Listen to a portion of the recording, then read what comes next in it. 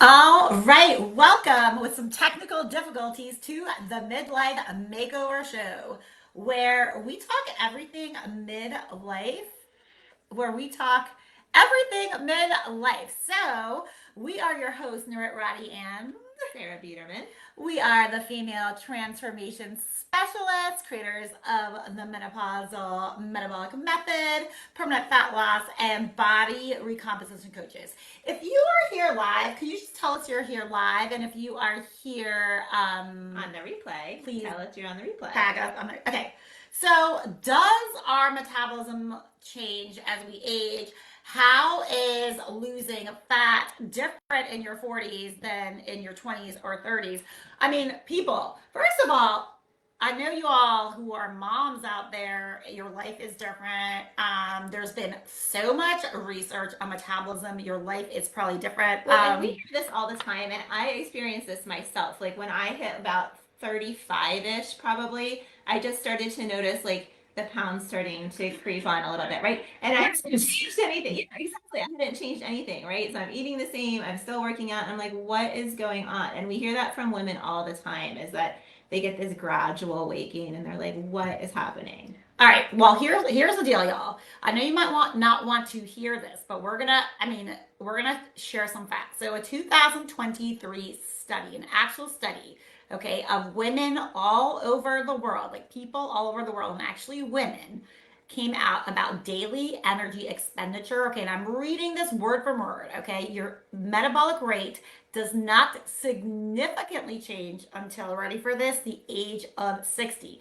And even then, it's like actually 5 to 10 pounds per 10 years. Okay, So it's not 5 pounds a year. Like if you're gaining 5 pounds a year every year, that is not it's not attributed to like age-related metabolic change. so what does change? Not your pounds, but your body composition.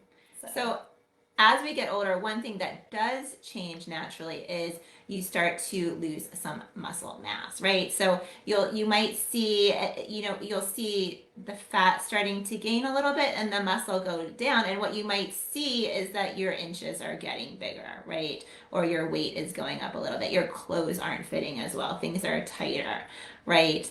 And there's a variety of reasons why this happens. This is an expected change as you get older, right? That doesn't mean that you're helpless about it. Like there are things you can do, but there's also lifestyle things that contribute to this. So like think about your life when you're in your upper 30s or your 40s. Are you as active as you were when you were in your 20s, right? I know for me, I had like young kids, I had parents I was caring for, I had a full-time job. I didn't have as much time to devote to my health and fitness as I used to. I was more sedentary naturally, right? And I was more stressed out as well. And stress is a huge factor when it comes to gaining fat or losing fat, Yeah. right? In your 20s, like what are you going to the bars? What are you stressed out about? I had kids in my 20s. It's like late 20s, but like early 20s, you're coming out of college or like just like chilling. Like what are you Like happy hour after work, and then yeah. body's like totally different, your I'm going lifestyle. to the gym at like 10 p.m. in my early 20s, Yeah. and you wake up and go to work. It's Work cardio. Nothing you got to wait. yeah, yeah. So it's not just how you age; it's also your health habits, right? And we really need to talk about this. As we get older, yes, hormones change.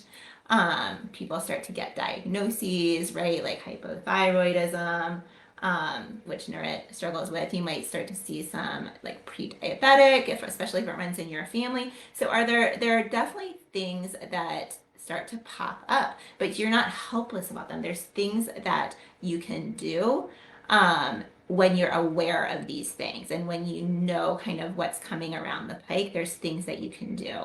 So, just so you know, okay, they're like you can absolutely age gracefully, and the best is yet to come. We have worked with so many women who got to the best shape of their lives in their 40s, their 50s, and even their 60s. So, Even their 70s. yeah, yeah. So, To be honest. so enough about us and our like shenanigans. What can you actually do? Okay, we're going to tell you what to do. So get a piece of paper, write this down, and get excited because you can absolutely change the trajectory of your life. Not only how you look, but how you feel every single day as you age. Be a role model for your kids, and really change the trajectory of not only you, but your family. So here we go. Number one. Number one, write this down. Eat more protein. And I know this is like everywhere right now. Protein, protein, protein.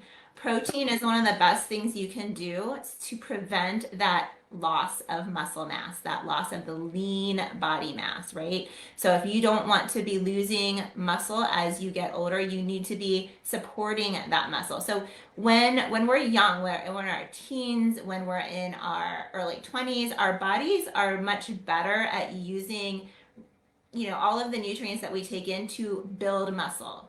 As we get older, we get less efficient at it, right? And so we need to support that by giving it the protein, the amino acids that your body needs in order to build and maintain muscle. Protein is also more what we call thermogenic, meaning that it takes your body more energy to metabolize it and break it down, right? So it's really good for your metabolism to up your protein levels. No woman we know is eating enough protein. No, everybody when they start with us. Yeah, and even myself, and when we track our foods, and there's definitely days where I get to the end of my day and I'm like, where? I felt like I was eating protein, but like, where did it go? Here's the thing. Here's why your body composition changes. All right. So when you're in your 20s and even your 30s, your body it naturally has like the muscle, the fat, and the muscle equally. It's not that your metabolism changes, it's that the muscle leaves every single year. And I'm not talking about to be too sciencey, and it turns into fat. So if you eat more protein, right, and then go to the second thing I'm going to share with you. Like replaces it with muscle versus fat, and that body composition, the belly fat goes away, which is like very dangerous. So number two is metabolic strength training. Okay, and it's never too late to start this, right? And everybody thinks it's too late, and so what I'm saying is a lot of my ladies who come in, they think they have to do tons of cardio, or they're already doing a ton of cardio and they're seeing no results in the gym, and they're like, well, I need to burn these calories. I need to burn these calories. Couple things about this, okay? The calories that you think you're burning, okay, from your watches, I hate to tell you this, it's not accurate at all. If you were First of all, it's based on men. Right. All of those like calculators are all based on men. Not true. None of this. And you're not, if you were burning that many calories based on what you're so a couple things. It's making you hungrier. Also, it's affecting that stress hormone, right? This is not good for women. Also, what you want to raise is your BMR, so your basal metabolic rate, which is your body's way of burning fat, right, and turning it into muscle, right? That's what metabolic strength training does, right? So that's number two. It's a way more efficient way to exercise. So how much fat you burn at rest 24/7. We always say you get more bang for your buck, right? Absolutely so if you have 20 minutes to exercise, you're going to get more out of spending 20 minutes doing strength training and then going on a 20-minute run, right? Number three, and this is often, I think, overlooked. I think that people are talking about it a little bit more, but increase your fiber, people. Eat some fruits. Eat some vegetables. Eat some whole grains. We should be getting about 25 to 35 grams of fiber a day. And most women get a tiny fraction of that, right? And so there's a billion reasons to eat fiber. So for one, it improves your gut health. So it improves like the bacteria that's in your gut. Did you know we have 6 pounds of bacteria in our gut? I don't About to know. You don't want to know that? Okay, sorry, I'm getting too sciencey. So you want to feed that gut health with some nice fibrous foods, right? That's going to help your metabolism. It helps reduce things like brain fogs. It helps you focus better. It helps you with your digestion, so you're not all backed up, because we know how that feels, right? I hate. We were just talking about that with several clients. They were like, we never felt this good. Yeah, so it helps you feel less bloated because it just keep things moving right along.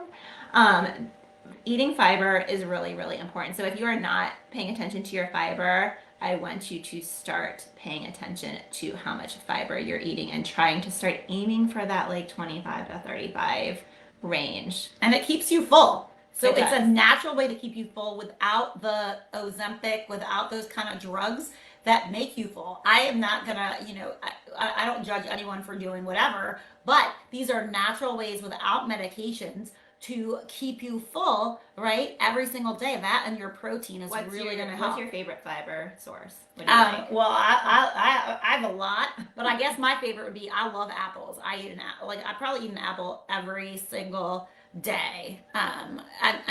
Natural fibers. I am not like a restrictor at all. Like we have pizza every week, but I love me an apple. You do. She hates I the hate sound the of an apple. crunch. So I was like, She tortures me. I was like, please don't. I think the Royo bagels. They have a ton of fiber. Yes. Super low calorie. Day too. My family loves my farting. I'll just add that in. So sleep. Number 4 is sleep. Guys, this is so important. Obviously, in your 20s, you're not in your early 20s. I'm generalizing, right? It is not your sleep and your rest and your recovery is not as important. It is so important with your You're like a metabolism. little bit more resilient when you're younger, right? Like you could do that all nighter and then go to work at 6 a.m. or Yeah. 7 a.m. and you're like, yeah, I'll get through it. Yeah, this is not the same in your 40s. Your body is not the same. It needs that recovery. It's not just about sleep, it's that rest. And as much uninterrupted sleep as possible. And I know you're like, oh my gosh, she's crazy. So I will share with you those. A lot of you who know me know my son is a type 1 diabetic. That means when he goes low or high at night, I have to treat it. So it is not like I can just say here and talk. You're like, oh, my life is so great. Like, no, I understand. I understand having to wake up. I understand having young kids. I understand that kind of stuff. However, we focus on what we can control. And what you can control is the time you get off your phone and stop doing stupid shit and set up your day. And that you start your routine, your morning routine at night. That resonates. So I always struggle with sleep. I have a little bit of insomnia, and she says this all the time, and it resonates so much. I'm sorry I cut you off, but it resonates so much for me. The idea that a successful morning starts the night before, and if you don't get your butt in bed and get some decent sleep, it's very difficult to stay motivated the next day, to get stuff done, and to feel good. And you're hungrier. That's the other thing. If you don't get enough sleep, it actually raises your hunger hormones the next day. And that makes sense because if you think about it, if you're tired, your body wants energy, right? Where does it get energy from? Food. From food, right? It improves cravings. Yeah. Yeah, it improves cravings, blood sugar. Yeah. It helps with diabetes, Cortisol levels. cortisol levels. Yeah. Y'all, sleep is the way to go. And women who get 7 hours of sleep or more are 70% more likely to lose fat. Yep, that's research. So you could do literally none of these other things, but if you focus on your sleep, theoretically, you should see your fat start to go down, right? Number 5, and we just kind of touched on this a little bit, is stress, right? And so, as we get older, I feel like we have more stressors. I don't know, maybe some people disagree, but I feel like as the older I get, the more there is to manage. And like I said before, there was stress free. I was a sandwich caregiver. Unfortunately, I'm not anymore, but I was in that sandwich caregiving role for a long time, like 10 plus years, right? And plus working full time. Everybody has their stuff. I'm not special. Everybody's got their stress. Stress, that chronic stress has a really big impact on your waistline. So when you're under like low to moderate or high, even high levels of chronic stress, it makes your body store fat, right? So you can be doing everything else right? You can be eating really well, you can be working out all the time, but if you're not sleeping and taking active, strategies to manage your stress, you're fighting against yourself, right? So things like, and some of these I know they sound kind of woo-woo, but like taking time for mindfulness, taking time to just stop during the day and stop being like, go, go, go. Just stop and like rest for a minute. Close your eyes for a few minutes. meditation, going for a walk outside, whatever you find to be a stress reliever. This is really important to impact your fat loss journey. Yeah. And a lot of times when you're doing too high intensity workouts, that adds to your Yeah. cortisol. So the And last it just like becomes a cycle, yeah, right? the Like you're cycle. feeding that cortisol cycle. The last one, y'all are gonna hate me. Y'all are gonna really hate me for this one. You could write about how much you hate me. You can give me like a hate emoji in the comments. That little angry emoji. But I'm gonna talk to you about alcohol. So I am a person who enjoys, like I enjoy alcohol. Like I do. I love a drink or two. But You like your Nuritita? I love my drink. I love everything about it. I'm just being honest. But you have to have some kind of non-negotiable when it comes to alcohol. If you, especially over 40s, it is, I don't want to say it's poison because it's not. You can fit in alcohol as part of your fat loss journey. If someone's like, you can never have this, that is not correct in any kind of lifestyle and how you live. You have to incorporate. Yeah, we don't cut things out. Yeah. Unless you're like allergic to Right, something, right, right. obviously. Yeah, but we have someone allergic to strawberries. Don't eat strawberries. Yeah. Like obviously, but you have to have some kind of something when it comes to alcohol. You can't have like 5 drinks a day and expect to be healthy. Okay, that's not healthy. All right, so you have to have some kind of something rule for yourself, for your personal self, something that works for you when it comes to alcohol. So that includes what type of drinks that you're having and as well as how many drinks per week. So there are different phases of fat loss, right? There's the fat loss, there's the where you're actively trying to lose fat, there's the reverse burn where you're like bringing it up out of it, yeah. And there's maintenance. So of course there's different phases of it. However, alcohol is something that should be absolutely looked at, and I don't recommend, I recommend some rules regarding alcohol. If you're in a fat loss phase, if you're trying to lose fat, you're going to need to be more stringent about your alcohol than if you're in one of these other phases. The other thing I found is the older I get, the less my body metabolizes alcohol well. Like that's actually true. Yeah, I actually Sorry, feel like guys. crap whenever I drink now. And I've always enjoyed a drink or 2 or 3, at a party or at a fun time. So And now Okay. I find Yeah. that I just don't think I actually recently just stopped because I feel like crap afterwards, which sucks. But like, my body doesn't like it anymore, and it tells me that it doesn't like Well, it. I think for me, I just have trouble listening sometimes. yeah, I think for me, it's like more like it used to be like every weekend, and now it's more like once a month. Yeah, once in a while, special occasion. So maybe that's why. Like I know you had a drink on Saturday. I did.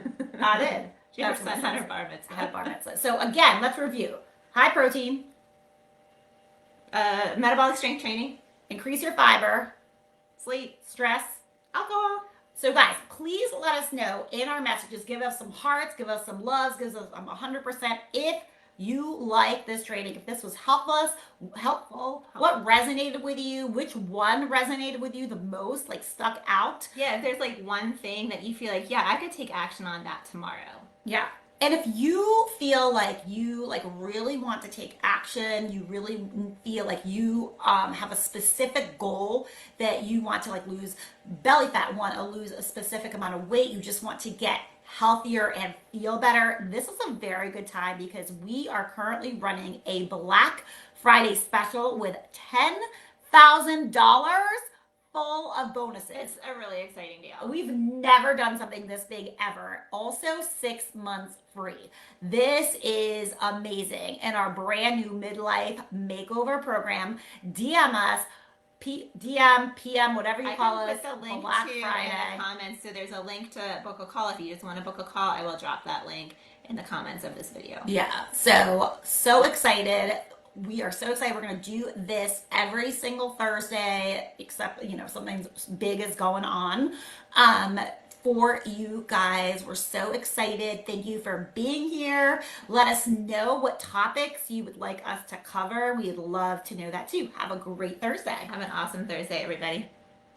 The only thing I don't like about this is we don't get